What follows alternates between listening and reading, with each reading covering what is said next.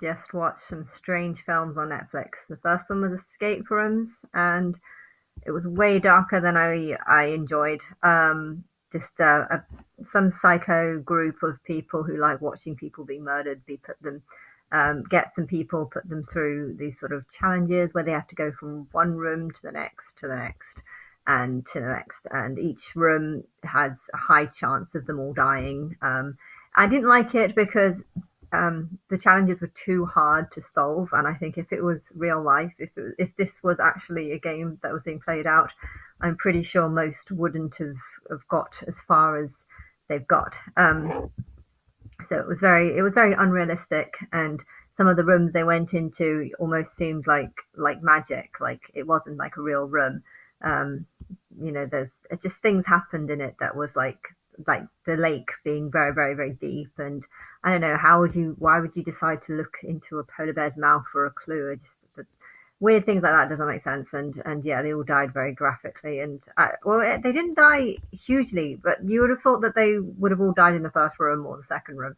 But anyway, it was interesting because I was just like, yeah, these clues are kind of they're not obvious. I like it to believe that if I was in that situation, I would have a chance of getting anything, but I don't think I would have figured out any of the clues that they found, or where they found them or how they found them. I wouldn't have been able to do that, so it wasn't realistic for me.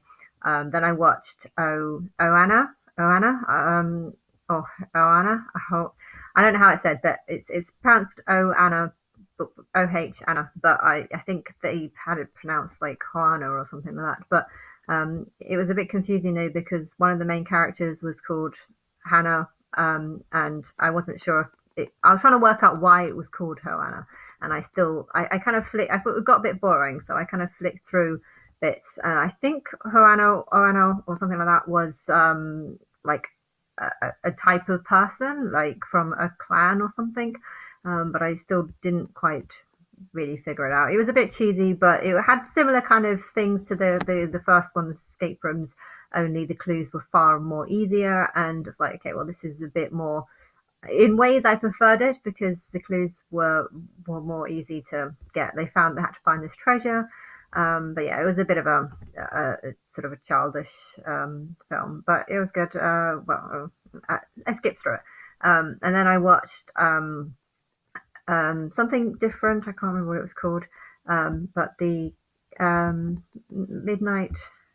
Where is it? Um, Babysitter. I watched The Babysitter, and turned out the babysitter was actually called B, as in BEE. So it's interesting how I went from one film where the one of the characters is called Hannah, and the next film that one of the characters is called BEE, what my surname. But yeah, she turned out to be kind of a devil worshipper. If you see the trailers, you'll get that already. So I haven't given too much of it away, but yeah, it was very unrealistic though because if you're doing some sort of sacrificial ritual, like you do, not like you do, but like you do in a film where that happens, when you realize that something goes wrong and that someone else has found or discovered that you've done this ritual, and then suddenly police show up and you end up killing them. When you get to that stage, you're just like, okay, this. Usually, you wouldn't bother killing the policeman. You would just be like, okay, we've done this ritual and it's gone wrong. Police have found out, and we're going to go to jail. But yeah, they don't act in that way. They basically turn into complete psycho killers, which is a bit unrealistic again. And then there's a complete bizarre twist at the end that just kind of was completely unrealistic. But it related to me just because of her name being BEE and the other one being Anna. And yeah,